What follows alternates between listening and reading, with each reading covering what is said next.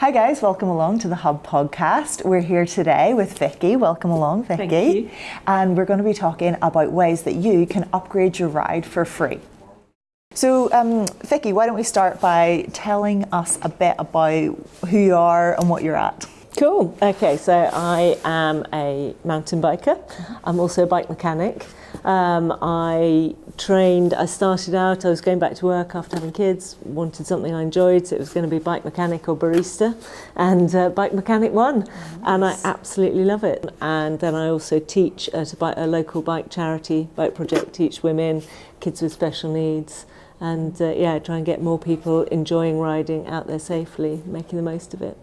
Cool. And so we kind of had a fair idea about some ideas that you could upgrade your bike for free and upgrade your ride in general. So yeah, crack on. What did you think? So I think, there's two ways of looking at this. Firstly, you've got the rider yourself, so it's down, there's a load of things we can do around that. But if we start by actually looking at the bike, obviously, for free, you think there might not be much you can do, but there's loads. In terms of thinking about the ride itself, looking at your tyre pressures, it's got to be a no-brainer. It really has. It's getting the tyre pressure right is going to make it feel more comfortable. You're going to feel more sure.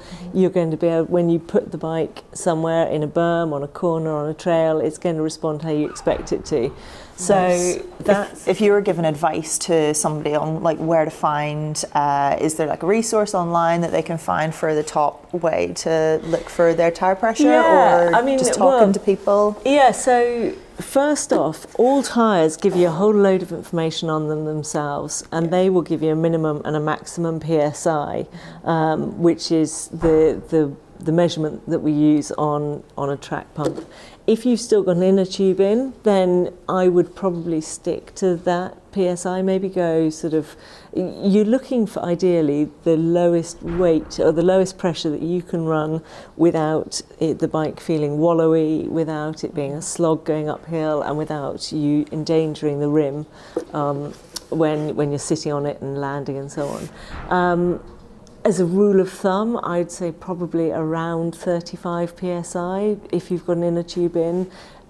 For a middling weight rider, you can normally look at dropping that by 5 or 10 or 5 PSI, maybe 10 PSI, depending on your weight, if you've got a tubeless setup. Okay. But yeah, it's have a look at the tyre, that gives you information on it, and then it's just a case of feel. But I'd say anywhere north of 20 PSI from tubeless tyres. All right, nice. What about the rest of the bike then? So the rest of the bike, there's not in terms of what you can do for free, it's going to be down to maintenance largely. It's going to be down to making sure it's properly greased. Things like, if you think, especially on a full suspension mountain bike, you've got a lot of bearings, and bearings require grease to stay fresh, to stay running smooth. Grease can attract dirt. That's the one downside. It repels water, but it does attract dirt. So the best thing you can do is keep your bike regularly maintained. Take your headset out, take your pivot bolts off, and just grease those bearings, really keep them running. Have a look at your hubs on your wheels. You might well be able to get the end caps off there. Quite a few bikes have on the suspension, they might well have grease ports where you can add grease to the linkages and so on. How often would you recommend people that are riding like heavily every weekend, how often do you reckon they should do it? I would have said it's probably you'll feel, so firstly do it by feel. If your bike's feeling scrungy, if it's not riding right, if your headset feels gritty when you move your bars, that's the obvious time to do it. Beyond that, I'd probably do it every 3 months, roughly, as part of a maintenance program. Of just checking it's worth, especially where people have got things like carbon handlebars and so on. Anytime you've got carbon involved in a bike, you need to keep your grip paste, the carbon paste, put in and keep it fresh, because especially on a handlebar it can wash away, and then you run the risk of your bars slipping within the stem.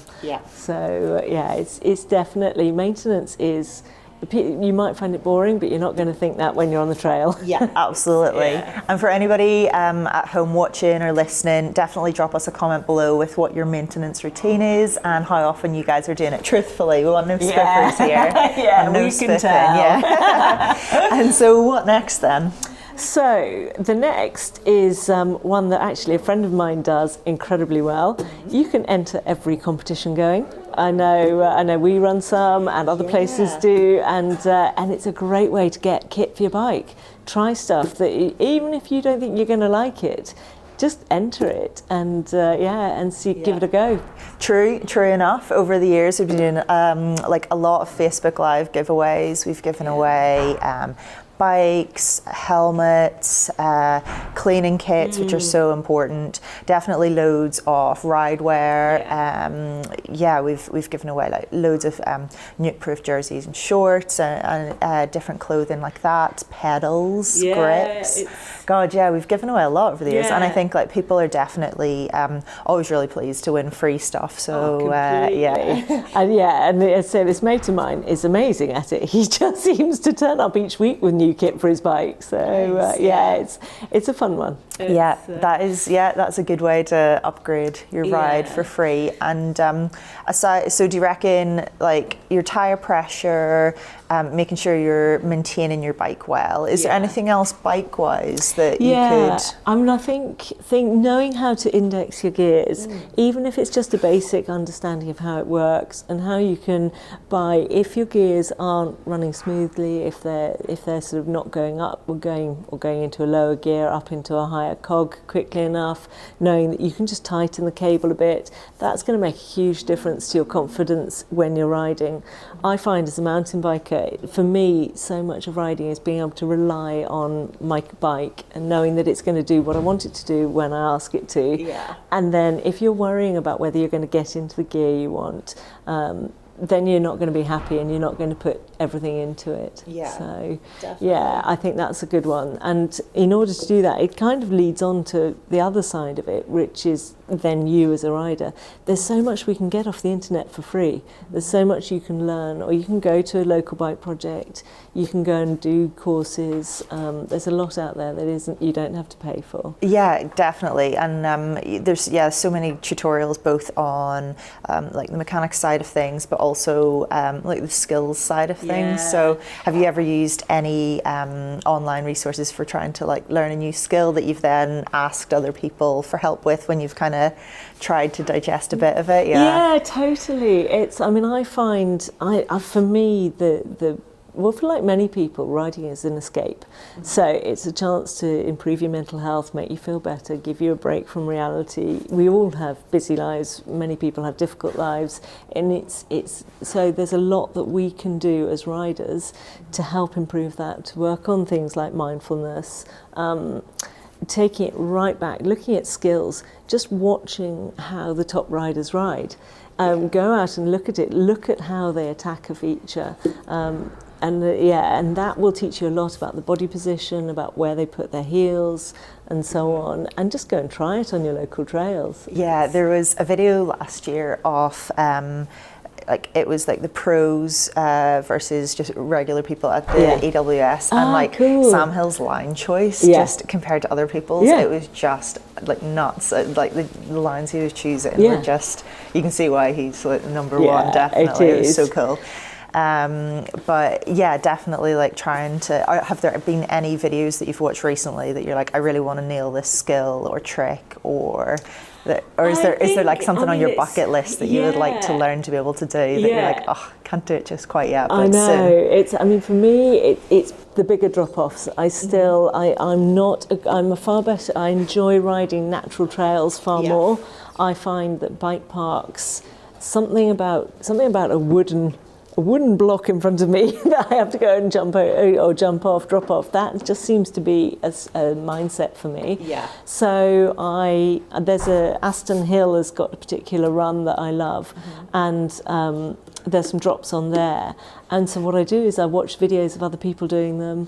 I then sort of look at my mindset, and I believe quite strongly that we can actually change. You have the idea of central governance, which is basically your brain stopping you from doing things that it's scared of. Yeah. And actually, if you and you will fall to those default beliefs of it's too scary, I can't do that.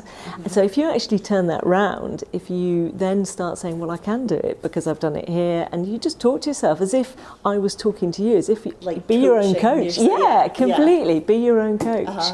And it works. It's amazing. Yeah. And so I was there with a friend the other day, and we were doing it, and I was not having the greatest day on the bike, and I just sort of I took myself to one side and I had a really good pep talk. I chose my favourite song. Yeah. I remembered all the things that I'd had from previous coaching, because that's the other thing, is that people often pay money for coaching and they do it on the day and then they forget.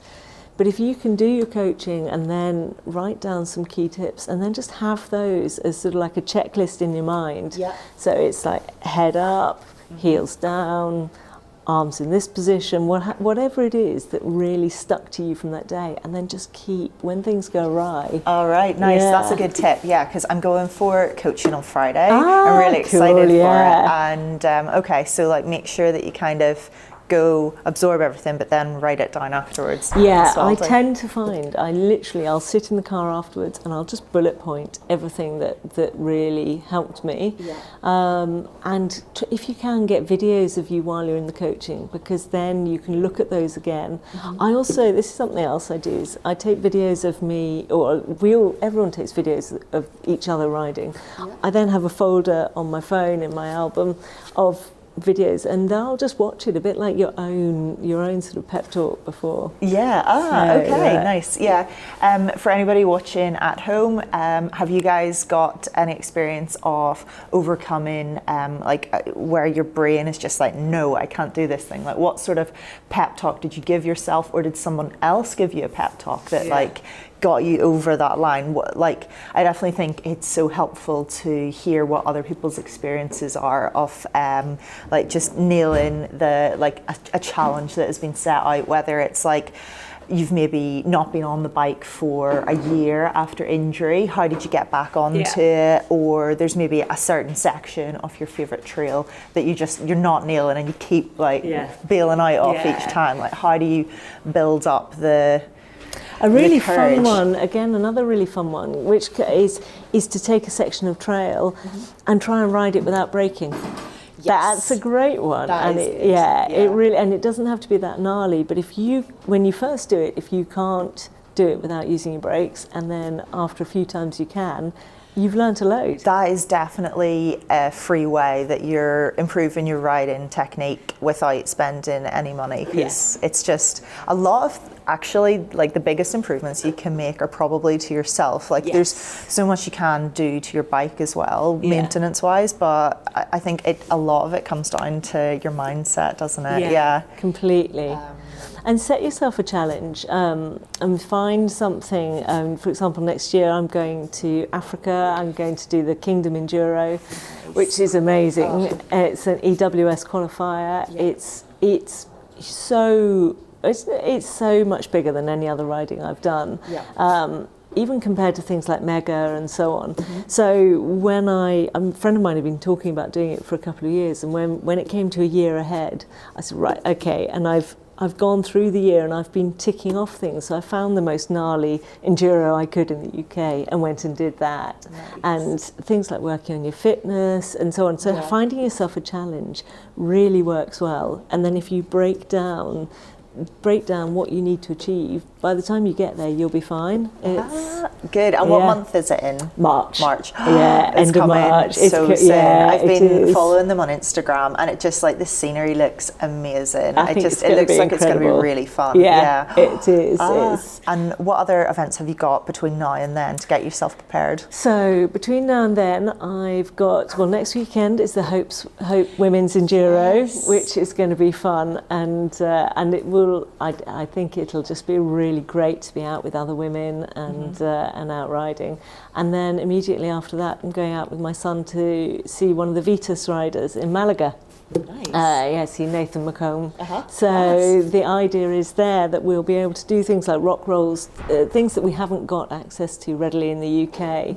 And Nathan's going to take us out, and we're just going to really hit some rocky trails, and that'll be great. That's fair play. Yeah, That sounds really it good, is. Yeah. And then it's really, I mean, now obviously we're hitting the off season, which is part of what was an issue for me, or a thought with Kingdom, because obviously it's the beginning of the UK season. So it's really just going to be a case of getting my training in the gym, going to places like the Peaks, riding, and also it's a very physical race. There's a lot of carrying your bike because it's over 3 days.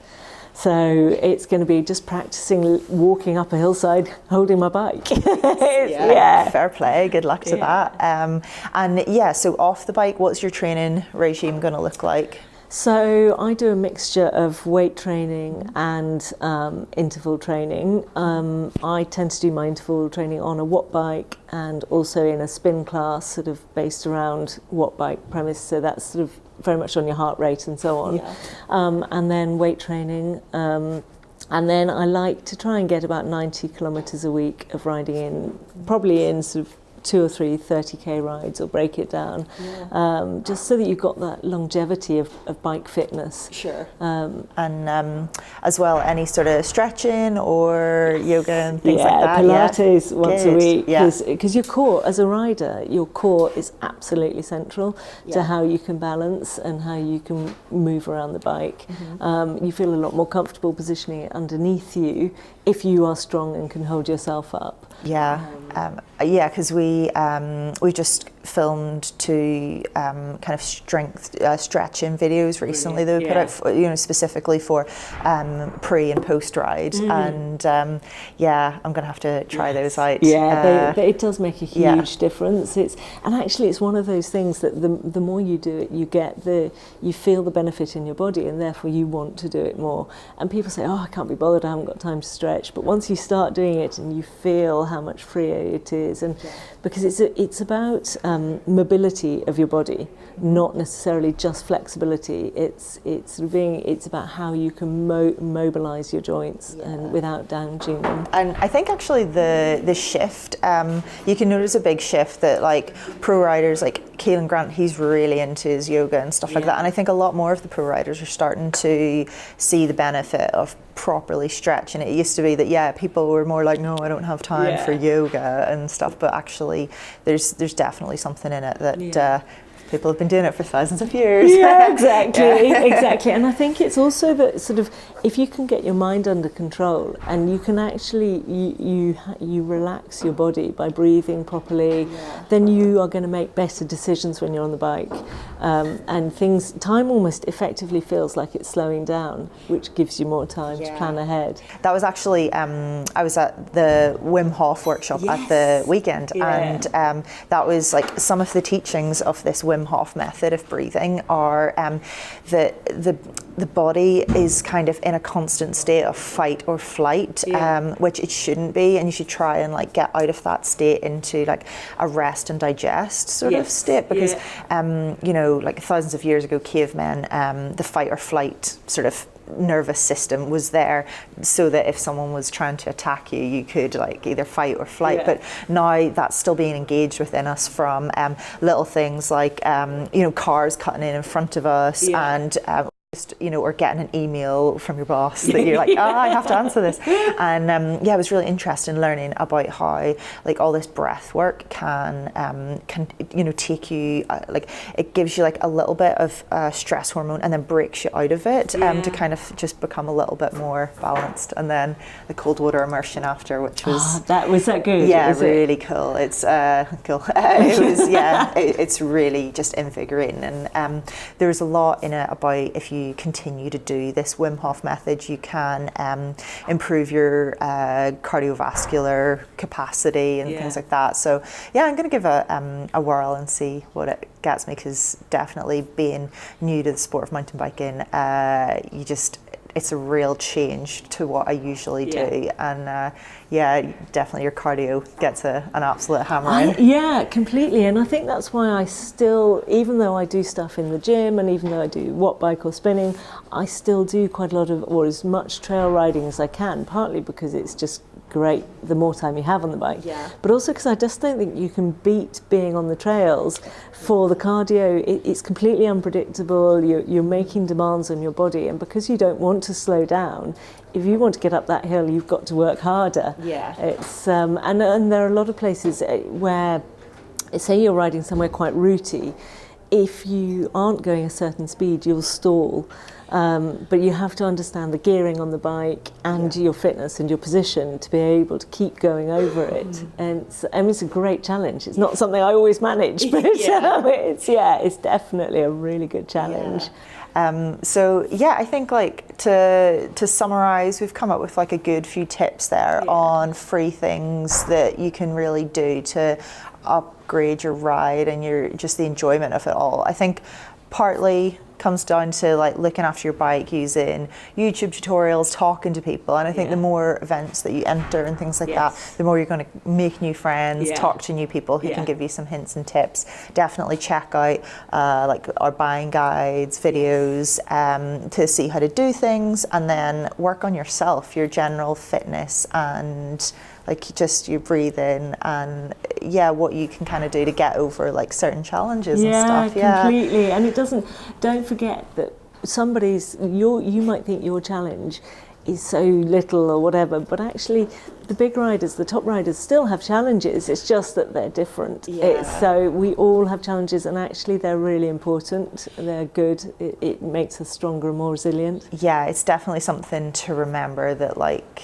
I always say, like, don't compare your chapter 1 to someone else's chapter 20. It's completely different. But I'd love to hear what everybody that's listening or watching, what challenges you're thinking about, and like, or if you've like Vicky signed up for a big challenge like Africa coming up in March. So I'm looking forward to hearing. I hope you do some blogs about it. And definitely I will keep you posted on how Kingdom Enduro goes. So, nice one. Cool. Great. Well, thanks very much for chatting to us today. Good luck for the future. And guys, definitely if you like this video, please give it a share, and let us know in the comment section below what you would like to hear us talk about next time. Cheers. Thank you.